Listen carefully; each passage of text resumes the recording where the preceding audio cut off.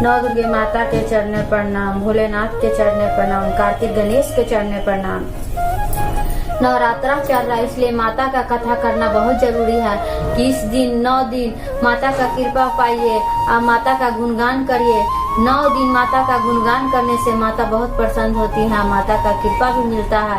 और माता का कथा सुनिए और चैनल को सब्सक्राइब और शेयर जरूर कीजिएगा और कथा को पूरा सुनिएगा, काहे कि पूरा सुनिएगा तभी तो माता का गुणगान कर पाइएगा किसी और से। एक परिवार था जो पूरा फैमिली मिलकर वैष्णो माता के दर्शन के लिए गया था। पूरा फैमिली दर्शन करने के लिए गया तो उसका एक 12 साल की बेटी थी। 12 साल की बेटी थी। वो बेटी अर्धकुमारी में सब कोई नहाता है और नहाकर जैसे ही माता के वैष्णो माता को चढ़ाई के लिए जब चढ़ने लगता है तभी उसकी एक बेटी रहती है 12 साल की, जो चढ़ने के समय ही रोने लगती है और कहती है कि हम नहीं जाएंगे, हमको नहीं चढ़ होगा, और पूरा रोने लगती है। पूरा फैमिली रहता है, पूरा समझाता है कि चलो नहीं कुछ होगा, चलो जय माता दी करते चलो कि माता तुमको पहुंचा देंगे। लेकिन फिर भी वो रोते रहती है, कहते कि नहीं हमको नहीं जाना। फिर भी सब परिवार आगे बढ़ जाता है। माँ बेचारी उसको फुसलाते रहती है लेकिन वो फिर भी नहीं मानती है। तब पर भी माँ कैसे करके थोड़ा दूर ले जाती है। वो बहुत बच्ची रोती रहती है। देखिए किस तरह वैष्णो माता उस बच्ची पर अपना कृपा बरसाती है। तभी आकाश में से एगो चुंदरी उड़ते हुए आता है, उसके बदन पर गिर जाता है। तब माँ देखती है उसकी कि कहीं से एगो चुंदरी आया और उसके सिर पर आके गिर गया। और माँ क्या करती है कि वो चुंदरी अपनी बेटी को ओढ़ा देती है। जैसे ही माँ अपनी बेटी को वो चुंदरी ओढ़ाती है, बेटी बहुत जोर जोर से हंसने लगती है। पूरा परिवार तो आगे निकल जाता है। ये क्या करती है कि माँ से भी आगे, पूरा परिवार से आगे निकल जाती है बच्ची। जब चुंदरी ओढ़ती है तो इसमें अलग ही एक अनुभव हो जाता है, इसको अलग ही इसमें एक जोश आ जाता है। ये सब परिवार से आगे निकल जाती है, खूब हंसते रहती है। हंसते माता के दरबार, वैष्णो माता के दरबार में पहुंच जाती है। ये ऐसी कथा है जो हम लोग को बगल में हुआ है, एकदम सच्चाई कथा है। जब वो माता वैष्णो के शरण में पहुंचती है वो बच्ची, तो वहाँ का पंडा लोग जो पूजा करते रहते हैं वैष्णो माता का, जो वहाँ पे बैठे रहते हैं, तो वो पंडा लोग देखते हैं कि एक बच्ची खड़ी है। तो वो पंडा लोग देखते हैं कि अरे ये बच्ची के अंदर वैष्णो माता का नजर आ रहा है। तो वो पंडा लोग कहते हैं कि सुनो बच्ची इधर आओ। जब पंडा लोग बुलाते हैं उसको अपने पास में, अब बुला के उसका पैर छूते हैं और उसको अपने सीने से लगा लेते हैं। कहते हैं कि इतना दिन से हम पूजा कर रहे हैं लेकिन आज तक हमको वैष्णो माता का भी दर्शन नहीं दिए हैं, कि आज तुम्हारे अंदर हम वैष्णो माता का दर्शन किए कि तुम बच्ची हो, तुम्हारे अंदर माता का वास है। वो जो चुंदरी ओढ़ी हुई जाती है वही चुंदरी वैष्णो माता उसके सर पर आशीर्वाद के रूप में उड़ा देती हैं। पंडा लोग बहुत खुश रहता है कि माता का दर्शन आज हमको हुआ। और कहता है कि आपका परिवार कहाँ है? बच्ची बोलती है कि पीछे से आ रहा है। बच्ची को पंडा लोग बैठा लेते हैं। जब उसका परिवार आता है तब पंडा लोग कहते हैं कि सुनिए, आपकी बच्ची के अंदर वैष्णो माता का एथी है, भाव है, इसके अंदर माता वास करती है। कितना दिन से हम लोग पूजा कर रहे हैं लेकिन कभी हम लोग को माता साथ दर्शन नहीं दिए। आपके बच्ची के अंदर हम वैष्णो माता का दर्शन कर लिए हैं।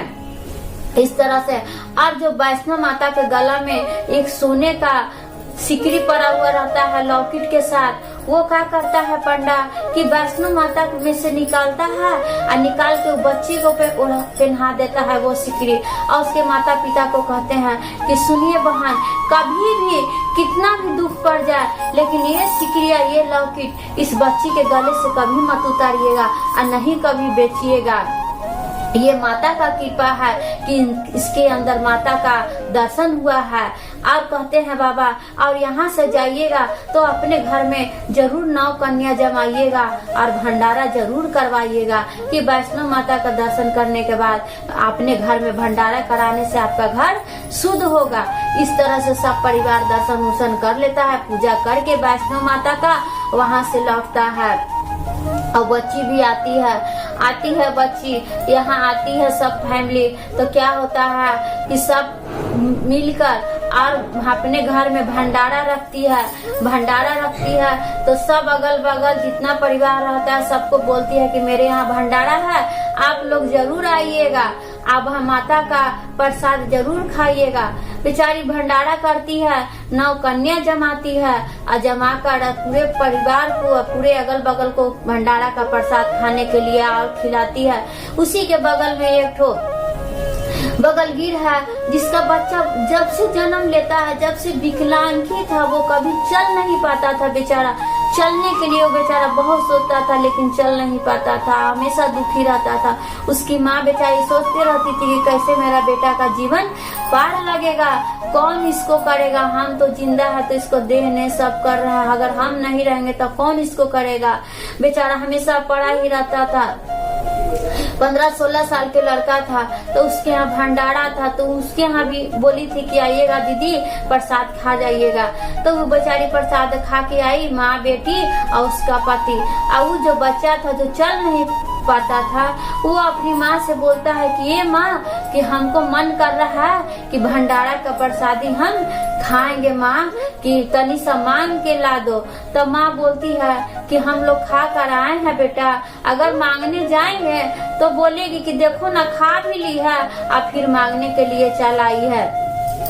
बेचारी ये सोचने लगी। और सही बात है, किसी के बाद अगर मांगने जाइए तो कहती है सब कि खा भी लेती है और मांगने भी आती है छिपा छिपा करके जे। तब बहन जो उसकी रहती है कहती है कि ये माँ कि सुनो ना, हम ही जाते हैं मांग के लाते हैं चाची से प्रसादी से, इसको बहुत खाने का मन है। वो बेटवा बेचारा बड़ी कहता है कि दीदी हमको मांग के ला दो, हमको बहुत मन है प्रसाद खाने का। चल नहीं पाता था बेचारा, कैसे जाए प्रसादी खाने के लिए, उसको मन कर रहा था कि हम प्रसाद खाए भंडारा का। इस तरह बहन जाती है और जो इसके यहाँ भंडारा रहता है वो बेचारी अपना सबको खिलाते रहती है। तो बहन जाके बोलती है कि ये चाची कि एगो बात बोले। तो बोलती है बेचारी कि बोलो ना, क्या बात है बाबू बोलो। ताकि नहीं चाची सोच रहे हैं कि आप क्या बोलिएगा, दीजिएगा कि नहीं दीजिएगा। तो बोलती है बेचारी कि नहीं बोलो ना, क्या काम है बोलो। ताकि चाची देखे ना, मेरा जो भाई विकलांग है ना वो आपके यहाँ का प्रसाद मांग रहा है खाने के लिए चाची। तो बेचारी बहुत खुश होती है, कहती कि इसमें कोई बड़ी बात है कि हम रुको, हम तुमको प्रसाद देते हैं, तुम जाकर उसको खिला देना। तो बेचारी बोलते कि चाची हम नहीं आ रहे थे ना कि भले ना सोचेंगे कि सब कोई खा भी ली है और फिर प्रसाद मांगने के लिए चली आई है, इसीलिए मम्मी नहीं आई है, लेकिन हम चल आए चाची। बेचारी बोलती है कि रुको, वो छिपा में पूरा प्रसाद भर कर आ देती है उसको और बेचारी ले जाती है अपने भाई को खिलाती है और खिला उला के सुला देती है।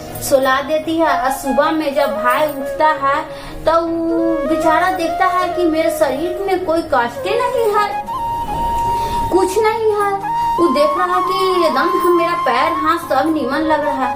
जब वो खड़ा हो जाता है, उठकर खड़ा होता है तो देखता है कि अरे आज हम खड़ा हो गए।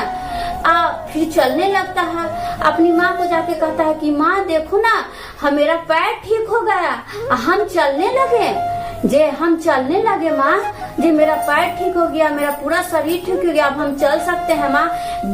बेचारा बहुत खुश हो जाता है और खुश होके माँ के सर में कहता है कि हे माँ आपका प्रसाद खाएं तो मेरा पैर ठीक हो गया माँ।